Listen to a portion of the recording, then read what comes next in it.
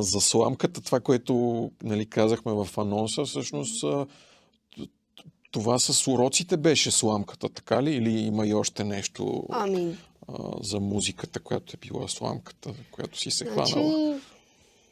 Си се издърпала? Или те издърпала в живота? Да, мога да разкажа малко повече.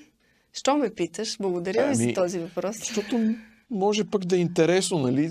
Интересно е, аз това го разказвам на моите ученици, защото изкуството има невероятната способност да преработва разни емоции, травми и всякакви тегоби в човешката душа, които се таят.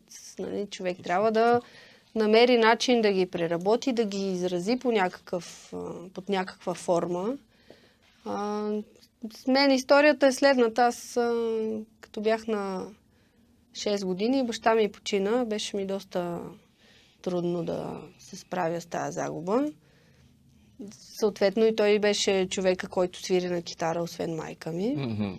И в един момент, като започнах аз да свира, и пък по едно време получих един голям кашон с неговите аудиокасети, които е събирал и записвал.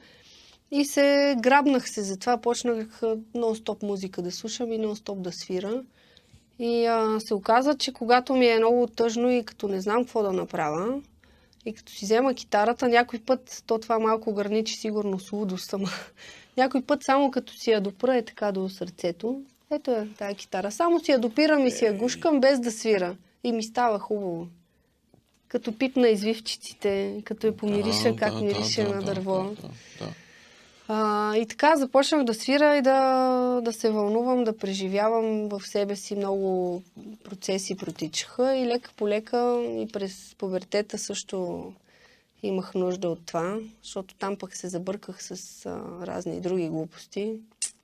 В пубертета, както се казва, всичко, дето можеше да бъде простотия, аз го направих. Той си е, за много тинейджери е предизвикателство и продължава да бъде. Така, и през цялото време обаче продължавах да свирам на класическа китара и продължавах да участвам, нали, в концерти.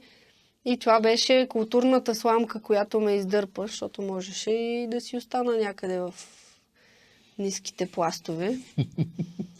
И така, винаги. После напред в живота също имах трудности, здравословни проблеми, психологически проблеми, панически атаки и всякакви щуроти. През цялото време китарата с мене. Да. Тя е моят гуру, който ме измъква от всякакви дълбоки калища. Твоето пристанище.